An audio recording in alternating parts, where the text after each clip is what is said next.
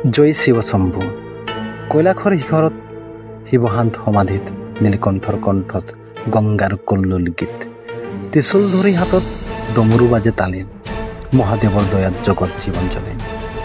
বলভূমৰ পথত ভক্তৰ হৃদয় প্ৰাণ, পাহাৰৰ কোলাকুণত শিৱৰ নাম জপা ধ্যান। জ্যোতিৰ্লিংগৰ আলোকত মন মোৰ নিৰ্মল হৈ, বাবা ভোলানাথৰ কৃপাত জীৱনত দুখ নাখৈ। ভোলানাথৰ মহিমা অপাৰ অগাধ সাগৰ, তাণ্ডৱৰ নৃত্যত বিশ্বৰ সৃষ্টি নাগৰ।